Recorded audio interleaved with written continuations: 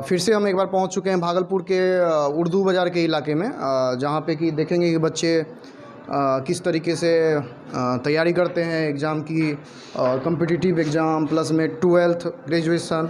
बहुत सारे बच्चे यहाँ आते हैं, लगभग 15-16 ज़िले के बच्चे आते हैं। तो आइए इनका रूम हम आते हैं, भैया देखते हैं रूम में क्या कर रहे हैं। तो भैया यहाँ पे अभी लगता है कि पढ़ाई कर रहे हैं ऑनलाइन। तो भैया हम आपसे चाहेंगे कि कम से कम 5 से 10 मिनट का समय दीजिए। हम आपको ज़रूर समय देना चाहते हैं। तो सबसे पहले भैया आपका स्वागत है हमारे चैनल में। हाँ, आपका भी स्वागत है। और आपका नाम और फैमिली बैकग्राउंड क्या है ये हमको बताइए। मेरा नाम नीतीश कुमार हुआ। हम खगड़िया डिस्ट्रिक्ट से बिलोंग करते हैं। मेरे पिताजी का नाम सरस यादव हुआ। हमारे गांव में अधिक मतलब वैसा शिक्षा या स्तर क्लास 10 तक का भी शिक्षा वैसा स्तर नहीं है, जिस कारण से हम लोग शहर की तरफ बढ़े पढ़ने के लिए। यानी कि आपका कहना है कि आपके ज़िले में भी ऐसी सुविधा नहीं है कि आप वहाँ पे हायर लेवल की पढ़ाई कर सकते हैं, जबकि ज़िला एक बहुत बड़ा जनपद उसको कहा जाता है। वैसे हम मतलब देश में यूपी में जनपद बोला जाता है ज़िले को। तो ऐसी सुविधा नहीं है कि आपको भागलपुर आना पड़ता है। मतलब बिहार में तो 38 ज़िले हैं, सब सुविधा ज़िले में तो ऐसा होना चाहिए कि सुविधा है। हाँ। तो चलिए वो तो क्या कीजिएगा, वो बिहार की मतलब बिहार के नेता बिहार को इतना ज़्यादा विकास बिहार का कर दिए हैं कि वो ज़िले में पढ़ाई की भी सुविधा नहीं है। ये एक तरह से कहा जाती है। तो सीधा से सीधा मतलब सरकार पे ही, सरकार के छवि पे ही फ़र्क पड़ता है ना। इससे सरकार को भी ध्यान देना चाहिए। शिक्षा मंत्री बदलने से, सरकारें बदलने से कुछ नहीं हो सकता। तो भैया से अभी हम बहुत ज़्यादा बातचीत करेंगे। मतलब फैमिली बैकग्राउंड, पापा क्या करते हैं, मम्मी क्या? पापा जो हैं किसान हैं और हमारे मम्मी हाउस वाइफ हुई। तो जो ही इनकम होता है उससे। अरे कितना इनकम हो जाता होगा महीने का? पापा ही तो किसान है, तो पापा को ही इनकम होता है। बहुत ज़्यादा इनकम तो होता नहीं है। किसान की क्या स्थिति है वो तो आप लोग अच्छी तरह से जानते ही हैं। सब लोग जानते हैं किसान का। भैया आप लोग भी आ जाइए, आप लोग भी अंदर आ जाइए, या नहीं तो खिड़की पे मत रहिए। आप लोग भी यदि स्टूडेंट हैं तो आइए यहाँ पे, आप लोग से भी बातचीत होगा। तो किसान में जैसे हो गया आपका किसी प्रकार का क्षतिग्रस्त हो जाता है तो मैं हमारा फसल भी। यानी आपका जिला भी तो बाढ़ पीड़ित है? खगड़िया डिस्ट्रिक्ट से हम लोग भी। कितने महीने वहाँ पे बाढ़ रहता है? बाढ़ जो है मतलब अब मतलब उतना नहीं आता है। पहले आता 2007 तक हमारे गांव में जो बाढ़ आता था हमारे लिंटर के पास आ जाता था। यानी कि आप बोलते हैं लिंटर, यानी कि बिल्डिंग का जो होता है कि लिंटर एक दिया जाता है। लिंटर के बाद 7 से 8 ईंटे के बाद छत की ढलाई होती है, तो वहाँ तक पानी रहता। मतलब सोच लीजिए लगभग 8 से 10 फीट तक घर में पानी घुस जाता था, ऐसा स्थिति था। तो ठीक है, अब इसके बारे में भी आगे फिर हम चलते हैं कि आप किस चीज़ की यहाँ पे रह के तैयारी कर रहे हैं। हम यहाँ पे अभी डिफेंस विभाग की तैयारी कर रहे हैं। जैसे डिफेंस में स्पेशली होता है ना कि आप नेवी में जाना चाहते हैं, एयरफोर्स में जाना चाहते हैं, आर्मी में जाना। ऐसे हमारी हाइट जो है बहुत कम है। और आपकी हाइट कितनी हाइट है आपकी? हाइट हमारी मतलब 162-63 के आसपास है। 162 सेंटीमीटर में ये बोल रहे हैं सेंटीमीटर में कि ये इनकी हाइट है। तो हम इस हाइट की वजह से हम कलर का तैयारी कर सकते हैं। उसके बाद एयरफोर्स का, नेवी का कर सकते हैं। आर्मी तो कर नहीं सकते, इसलिए अभी आप क्लर्क की तैयारी करते हैं। वैसे मैं बता दूं कि आर्मी के क्लर्क में जाने के लिए आपको 12th जो है 60% मार्क्स नेसेसरी है कि वो रहना ही चाहिए, तभी आप आर्मी के क्लर्क में आप अप्लाई कर सकते हो, वरना अप्लाई का कोई क्राइटेरिया नहीं है। शायद ऐसा ही है। हाँ, तो हमारा 70% आया है। आपका मतलब 12th में 70%? आप बिहार बोर्ड से ही थे? हाँ, बिहार बोर्ड से ही। चलिए, बहुत अच्छी बात है कि आप पढ़ने वाले बच्चे थे। 70%। फिर भी आपको ऐसा क्यों लग रहा है कि हम आर्मी क्लर्क में ही जाए? कोई दूसरा जॉब ऑप्शन भी तो है आपके पास? जॉब ऑप्शन तो है, बट जो होता है मतलब कम एज में जो जॉब होता है, और मेरा कुछ अलग ही दिलचस्पी है कि हम आपका मतलब आपका देखिए, आपका है कि मतलब नहीं, मुझे कम एज में ही सब कुछ करके दिखा देना। और पिताजी की भी तो मजबूरी होती है कि आपको पैसा। थोड़ा फैमिली बैकग्राउंड को देख के चलना पड़ता है। देख लीजिए बिहार में क्या होता है कि बच्चे अपना जवानी भी सही से नहीं जी पाते और जिम्मेदारियां शुरू हो जाती है। घर का जिम्मेदारी अलग, पढ़ने का जिम्मेदारी अलग, रूम में खाना खुद से बनाना, रहना, खाना सब चीज़ करना पड़ता है। फिर भी झेलते हैं, फिर भी करते हैं, लेकिन फिर भी बिहारियों को बाहर में क्या होता है, अपमानित किया जाता है। लेकिन सच्चाई तो किन्हीं को मालूम नहीं है। जो बिहार में रहते हैं उनको पता है कि बिहार की स्थिति क्या है।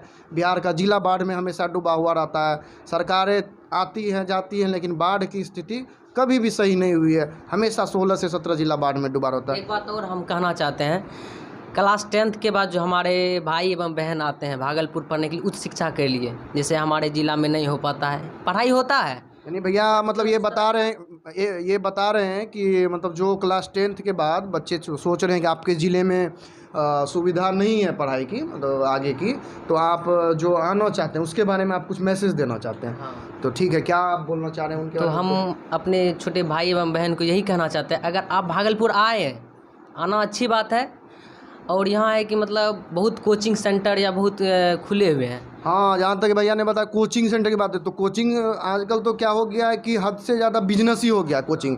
वो बिजनेस बन गया, बिजनेस का अड्डा बन गया, मतलब कि पैसा कमाना उनका उद्देश्य रह गया, शिक्षा देना ये उद्देश्य। बहुत ही कम कोचिंग, सारा कोचिंग तो ऐसा नहीं है, बहुत सारे हमारे टीचर हैं, बिहार के बहुत ही फेमस टीचर हैं खान सर, वो तो बिल्कुल लगता है कि फ्री ऑफ कॉस्ट पढ़ाते हैं, मतलब 100-150 रुपये में सारा कोर्स दे देते हैं।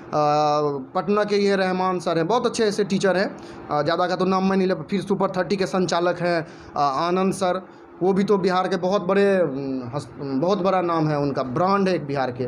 तो ऐसी बात है, लेकिन यहाँ पे तो शिक्षक में ये नहीं है कि मुझे शिक्षा देना, मतलब आप तो सोच रहे हैं कि मुझे बिहार को आगे लेके चलना है। मतलब ऐसा क्या हो जाता है कि आप आते हैं इस फील्ड में कमाना स्टार्ट कर देते हैं? देखिए, कमाना आपको बताया, जो मतलब कुछ फैमिली बैकग्राउंड होता है, कुछ लड़का क्लास 10th के बाद उच्च तरह का स्ट्रगल क्या हो रहता है, जो कहीं कोचिंग सेंटर में ज्वाइन कर लेता है, अपना पढ़ाई भी कर रहा है और कोचिंग सेंटर में ज्वाइन करके वो अपना मतलब अपना रूम भाड़ा जैसे होता है किराया निकाल सकता है, वो कर सकता है। हम अपने छोटे भाई एवं बहन से ये कहना चाहते हैं, जैसे आप भागलपुर आए और जैसे हमारे हमसे बड़े जो सीनियर हैं भैया लोग हैं, वो जहाँ पे पढ़े मैथ फिजिक्स केमिस्ट्री पढ़े, वो सही बात, वो डायरेक्शन दे रहे हैं कि वहाँ जाइए, लेकिन हम आपको ये कहना चाहते हैं कि जाइए, ये नहीं कि आप उसी जगह जाइए, ठीक है। यानी कि आप कहना चाह रहे हैं कि आपको जो है ना प्रिपेयर होकर आना है, कि आपको जो बोले वो नहीं करना, आपको जो अच्छा लगे वो करना है। मतलब ये नहीं कि बोले कि वो कोचिंग में जाना तो उसी कोचिंग में जाना है। भाई हम ये कहना चाहते हैं कि अगर आपको जहाँ हम हमारे भाई पढ़े उनको वहाँ समझ में आया, अगर हमको उस जगह समझ में नहीं आ रहा है तो उस जगह वहाँ जाके क्या करें, मतलब समझना है ना, हमको पढ़ना है, आगे बढ़ना है, तो हमको तो वो नहीं करना कि इस कोचिंग में जाना है, इस कोचिंग में जाना है। आपको जहाँ अच्छा लगे, जो टीचर अच्छा लगे उसी के पास आप अपने से खुद जाइए, चूज कीजिए, अगर अच्छा लगा तो पढ़िए, नहीं तो दबाव में, किसी के दबाव में। आज हम स्वतंत्र भारत के लोग हैं, स्वतंत्र बिल्कुल, हाँ स्वतंत्र भारत के लोग हैं, लेकिन फिर भी तो अभी लगता है मुझे कि अभी भी हम लोग गुलामी की जंजीरों में जकड़े हुए हैं। हाँ। गुलामी जैसे भ्रष्टाचार का गुलामी, लाल फीताशाही होता है, ऑफिसर मनमानी करते हैं। आजकल तो आप एक सिंपल सा ज़मीन का मोटेशन कराने जाइए, उसमें बोला जाता है कि आप पीछे वाले खिड़की से पैसा दीजिए तब आपका ज़मीन का दाखिल खारिज होगा। तो ये सब बात है, इसीलिए ये बोल रहे हैं कि क्या स्थिति है यहाँ की कोचिंग और बच्चे को बता रहे हैं। वही बता रहे हैं कि मतलब दबाव में आ जाते हैं कि भैया लोग बोलते हैं वहीं जाओ पढ़ने के लिए, जैसे हम खुद से चूज नहीं कर पाते हैं। उससे होता है कि जब हम 12th जब लास्ट चरण में होते हैं, 5-6 महीना जब बचता है, उस समय हमको पता चलने लगता है भाई हम काहे उस जगह कोचिंग धरे। यानी कि आप लास्ट में जाके पछताते, फिर तो वो कहावत चरितार्थ हो जाती है कि अब पछता तो हो तो क्या जब चिड़ियों चुग गई खेत। हाँ सही। तो इस तरह की गलती हमें नहीं करनी है। अच्छी कोचिंग सेंटर जहाँ समझ आए ताकि वो ठीक रहे हमारे। देखिए, एक बात और हम कहते हैं, आप पढ़ रहे हैं तो ये मत सोच के पढ़िए कि हमको सिर्फ इंटर ही पास करना है, डिग्री लेना नहीं। आपको सिर्फ ऊपर तक की पढ़ाई के लिए सोचना है, ताकि आपका अभी से बेस मजबूत रहेगा। बहुत बच्चा होता है क्या 11th में आता है, 11th पढ़ाई नहीं करता है, डायरेक्ट सोचता है कि 12th में पढ़ाई करेंगे। ऐसी बात नहीं है। अगर आप आगे चलिएगा और डिफेंस विभाग की जैसी तैयारी कर रहे हैं तो आपको जो है 11th का बेस, 9th का बेस सारा वो, यानी आपका कहना है कि आपको बेस पे हमेशा फोकस रहना है कि नहीं, बेस आपका सही रहे। उससे क्या होगा कि आगे आपको कॉम्पिटिटिव फील्ड में बहुत फ़ायदा होगा। बेस जिसका अच्छा रहता है वो तो आगे बढ़ते चले जाते हैं। अब बेस ही आपका कमज़ोर है तो फिर तो आपको प्रॉब्लम होगा ही, आगे मेहनत ज़्यादा करना पड़ेगा। तो भैया आपसे हम अभी बात कर रहे थे कि आप किस चीज़ की तैयारी, फिर हम आते हैं तैयारी के ही उसी से जुड़ा हुआ एक प्रश्न पूछते हैं कि आप तैयारी करते हैं तो अभी आप डिफेंस में बताएं तैयारी करते, उसके साथ साथ भी जैसे कॉलेज लाइफ भी आपका चलता होगा ना, कि आप किस कॉलेज से आते हैं, क्या कॉलेज में अभी 12th कर रहे हैं या 12th पास आउट हो गए हैं वो? तो हम तो पहले भागलपुर यूनिवर्सिटी में एडमिशन कराना चाहते थे, कुछ मतलब लेट हो गया, जिसकी वजह से हमने मिथिला यूनिवर्सिटी को ज्वाइन कर। ये मिथिला यूनिवर्सिटी आप बताएंगे मिथिला यूनिवर्सिटी के बारे में कि ये कहाँ है? मिथिला यूनिवर्सिटी आपका बेगूसराय जिला में पड़ता है। बेगूसराय जिला में मिथिला यूनिवर्सिटी है। हाँ, तो वो उसी में एक कॉलेज है जो APSM कॉलेज बरौनी है, बरौनी में पड़ता है। वहीं से हम फिजिक्स ऑनर्स लेके कर रहे हैं। आप फिजिक्स से ऑनर्स कर रहे हैं तो आप उसके बाद फिजिक्स से कर रहे हैं, लेकिन आपका मन है कि नहीं मुझे डिफेंस में जाना, तो ये तो मैच नहीं खाता है ना। तो आप एक तरफ साइंस ले रहे हैं, एक तरफ आपका लगता है फील्ड कि आप फिजिक्स के यानी साइंस के क्षेत्र में आगे जाएंगे। रिसर्च करेंगे, उसमें आगे बढ़ेंगे, साइंटिस्ट बनेंगे, कुछ भी हो, फिजिक्स से जुड़े IIT में जाएंगे, इंजीनियर बनेंगे। लेकिन एक तरफ बोल देंगे आप डिफेंस में जाना चाहिए, तो मुझे मैच नहीं है लगता है। हाँ, आपको लगता होगा मैच नहीं कर रहा है, पर देखिए डिफेंस विभाग थोड़ा कुछ हट के है। उसमें भी हमारा साइंस पेपर का ही यूज किया जाता है, जैसे आपका मैथ हुआ, फिजिक्स हुआ, केमिस्ट्री, उसको उसमें भी पढ़ना पड़ता है। नहीं, आपका तो एक ही लक्ष्य है कि आपको डिफेंस में जाना, ठीक है, लक्ष्य एक नहीं है, आपका आगे भी कुछ करना है। हाँ, ये तो मेरा आगे ये चांस है, अगर इसमें सेलेक्ट हो गई तो ठीक है, नहीं तो हम BSc करके फिजिक्स से ही ऑनर्स करके फिजिक्स से ऑनर्स करके आगे फिजिक्स में ही करियर बनाना चाहेंगे, उसी से रिलेटेड फील्ड में करियर बनाना चाहेंगे, इससे रिलेटेड फिजिक्स के क्षेत्र में ही कुछ करना चाहते हैं। चलिए। और उसके बाद भैया आपका वो रहता होगा, शेड्यूल रहता होगा कि जैसे रूटीन रहता है बच्चे का ना, कि हम ये सुबह जगने के बाद लेट नाइट तक बीच में कब पढ़ाई करना है, कब रेस्ट करना है, कब खाना बनाना है, ये क्या रहता है आपका, इसके बारे में बताइए। हाँ, इसके बारे में हम बताना चाहते हैं। हम अब बहुत पहले से भी मतलब सोच रहे थे कि कहाँ बताएं जिससे हमारे भाई लोग को भी पता चले। तो हम अपने भाई लोग को यही कहना चाहते हैं, रूटीन जो आप बनाते हैं, रूटीन में ये मत बनाइए कि हमको 1 घंटा पढ़ना है, 1 घंटा सोना, ये मत बनाइए। रूटीन में ये बनाइए कि हम जैसे भागलपुर आए हैं, भागलपुर मेरा मकसद क्या है, पढ़ने के लिए हम आए हैं।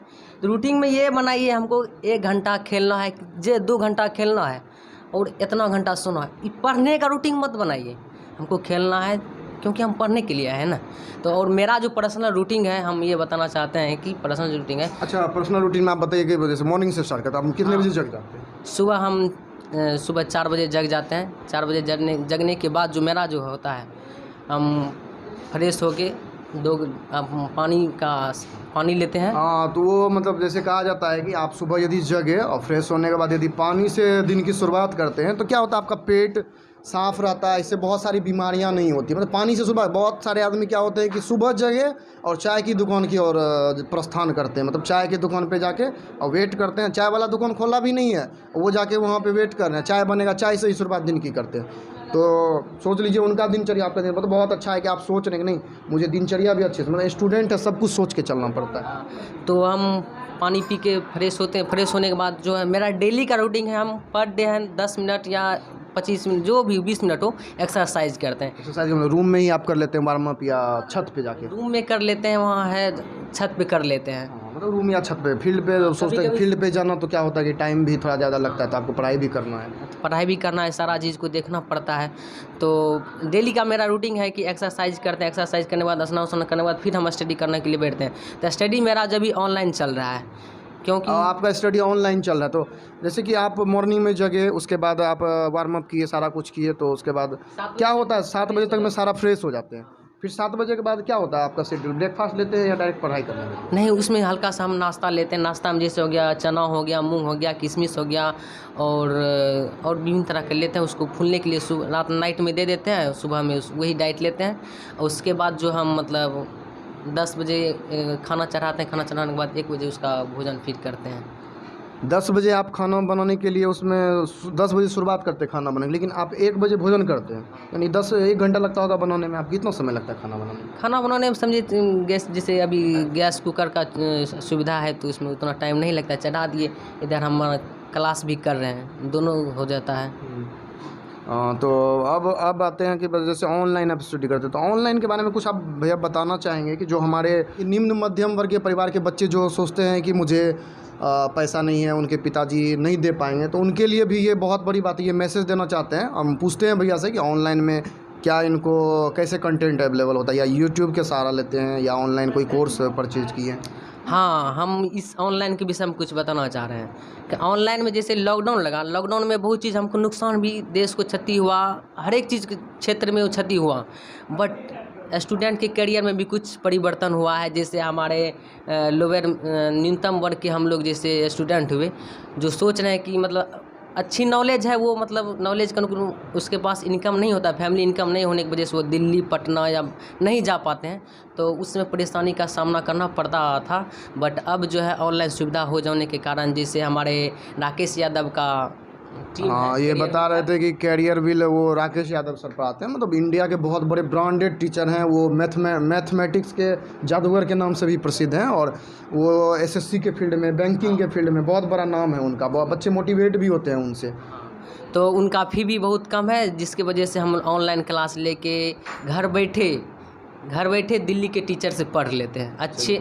ये देखिए क्या है आजकल ऑनलाइन का फ़ायदा देख लीजिए, मतलब दिल्ली आपके रूम में आ जाता है, मतलब आपको दिल्ली नहीं जाना है, दिल्ली आपके रूम में आ जाता है। राकेश सर को ये रूम में लाके एक तरह से माना जाए वर्चुअली आते हैं, मोबाइल पे ये पढ़ाई करते हैं, लेकिन राकेश यादव जो वहाँ पढ़ा रहे हैं, जो दिल्ली के बच्चे पढ़ाई करते हैं वही ये रूम में बैठ के पढ़ाई करते हैं। और क्या होता है, दिल्ली में रहने का खर्च ज़्यादा होता है, वो आपका यदि घर में रह के करें तो उसके तुलना में क्या होता है, आपका पैसा भी बच रहा है, आपका पढ़ाई भी हो रहा है। तो ये है मतलब ये यहाँ पे पॉइंट वाली बात है कि आप ऐसा नहीं है कि आप मत डिमोटिवेट होइए कि मुझे पैसे नहीं है तो मैं इस टीचर से नहीं पढ़ सकता हूँ, मैं राकेश सर से नहीं पढ़ सकता हूँ।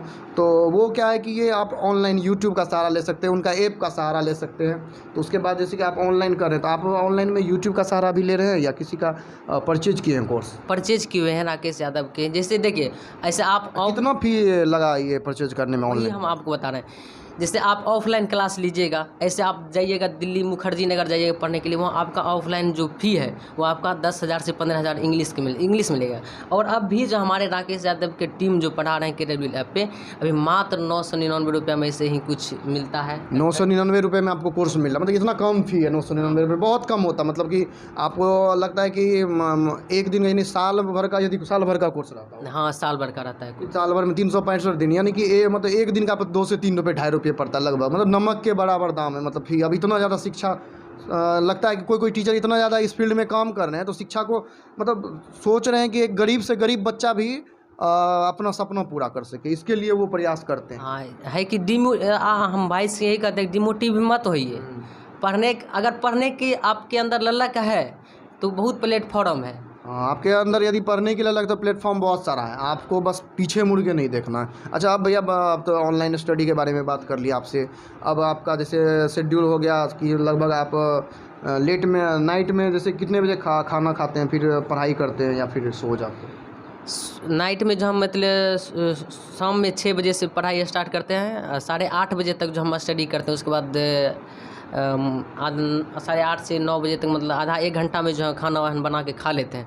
खाने के बाद जो हम नींद आपका मैक्सिमम सोचिए न तो हम 10:30 के बीच में सो जाते हैं। 10:30 बजे आप सो जाते हैं, तो फिर से तो वही रूटीन है, मॉर्निंग जगना फिर वही रूटीन। तो आप भैया से ये सारा इनका अभी रूटीन समझ लिए कि ये कैसे क्या करते हैं। तो आप भैया से जानेंगे कि आपका महीने का कितना खर्च आता होगा यहाँ रूम में रहने में, रूम रेंट दे के, खाना पीना सब चीज़, पॉकेट खर्च समझ लिए मतलब 3,000 के आसपास पड़ जाता है। 3,000 रुपये में ये सर्वाइव करते हैं। सोच लीजिए कि 3,000 में इनको रेंट भी देना, तो ये रेंट कितना होता है आपके, मतलब पूरा रूम का रेंट देते हैं या एक बेड लेके रह रहे हैं आप या क्या? नहीं, हम जो है पूरा रेंट दे रहे हैं इस रूम का, क्योंकि हम 2 भाई हैं। यानी आप दोनों सगे भाई हैं जो रहते हैं यहाँ पे? कहाँ है आपका भाई? वो अभी मतलब मार्केट निकल गया है। मार्केट निकला। तो भाई आपसे छोटा है या बड़ा है? नहीं, हमसे वो छोटा है। वो गाइड भी आप करते हैं? गाइड भी करना पड़ता है। कितना रेंट लगता है पूरा रूम का? पूरा रूम का हमको मतलब 2,000 रुपया लगता है। 2,000 रूम रेंट देते हैं और 3,000 में आप सर्वाइव भी कर लेते हैं। 1,000 में ही खाना पीना सब हो जाता है। 1,000 में तो हमको लगता है कि खाना तो आपका अभी तो महंगाई इतना ज़्यादा हो नहीं पाता, आप चावल और आटा सब घर से ही लाते हैं क्या? वो मतलब हम अपना पर्सनल बोले कि 3,000 रुपया लग रहा है। आपका एक आदमी का खर्च 3,000 रुपये होता है, मतलब उसका भी तब 3,000, तो 6,000 रुपये टोटल हो गए। 6,000 लगता है, लेकिन मतलब घर से अभी कम इनकम वजह से 5,000 रुपया चले आता है, तो उसी में हम लोग। तो आप मैनेज कैसे करते हैं? 1,000 रुपये या 2,000 रुपये इधर उधर हो जाता होगा तो महीने का बजट?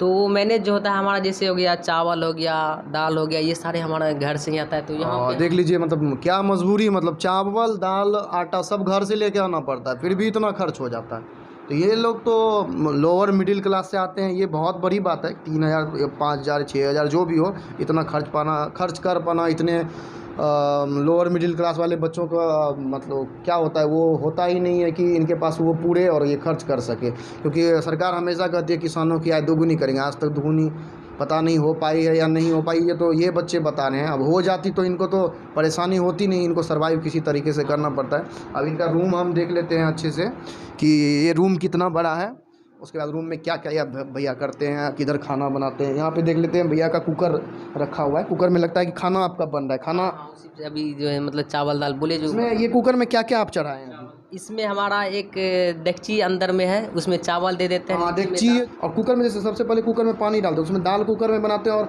उसमें वो बर्तन में जो डेगची बोले आप, उसमें क्या देते हैं? तो उसमें हम मतलब चावल दे देते हैं।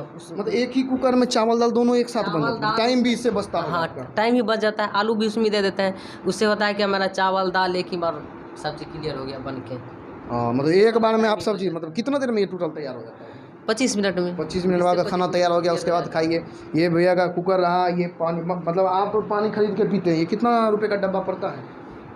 डब्बा तो आपको एक ही बार खरीदना पड़ता है, जैसे नहीं नहीं, 250। डब्बा पानी का दाम हम बता रहे, डब्बे का जो दाम पानी 15 रुपया में आता 15 है। रुपये। चलिए पानी 15 रुपये का पड़ता है। ये इनका सामान है खाना बनाने का। ये सब देख लेते हैं कि यहाँ पे हल्दी है, नमक है, ये मसाला रखा हुआ है। उसके बाद इधर भैया का कपड़ा लटका हुआ है। मतलब देख लीजिए कि मतलब ये लोअर मिडिल क्लास से आते हैं, ये तो कपड़े का भी उतना ज़्यादा ऑप्शन नहीं है, फिर भी मतलब इनको है कि सपना पूरा करना। मतलब ये सब, ये ऐसा नहीं है कि ये मतलब इनको शौक़ नहीं होगा, ये भी युवा है, इनको भी सपना होगा कि नहीं मुझे भी मिले घर से महीने का 2 महीने के बाद एक कपड़ा मिले, जीन्स मिले, शर्ट मिले या टी शर्ट मिले, इनको भी होगा। लेकिन नहीं, शौक तो देखिए सबको होता है, क्या हम ऐसे घूमें ऐसे रहें, सबको मतलब होता है। कुछ चीज़ होता है मुझे दबा के रखना पड़ता है, क्योंकि हाँ सही बात है। मतलब मजबूरी में जो है ना सारा चीज़ दब जाता है, जिम्मेदारी जब आ जाती है तो कुछ दिखता ही नहीं है। ये इनका हो गया, यहाँ पे ये बुक रखे हुए हैं जिनसे ये पढ़ाई करते हैं, बैग लटका हुआ है। उधर आपका ये रेक हो गया, मतलब जिस पे बुक भी रख सकते हैं आप और ज़रूरत का सामान भी रख सकते हैं। तो चलिए ठीक है, अंत में हम यही बोलना चाहेंगे कि आपको यदि ये वीडियो हेल्पफुल लगा होगा तो आप जिसको इसकी ज़रूरत है उसे शेयर करें और कमेंट में मुझे बताएं कि आपको यदि इसी तरीके का वीडियो और आगे चाहिए तो हम कोशिश करेंगे कि मेहनत करें और आपको ये उपलब्ध कराएं। चलिए बहुत बहुत धन्यवाद, थैंक यू।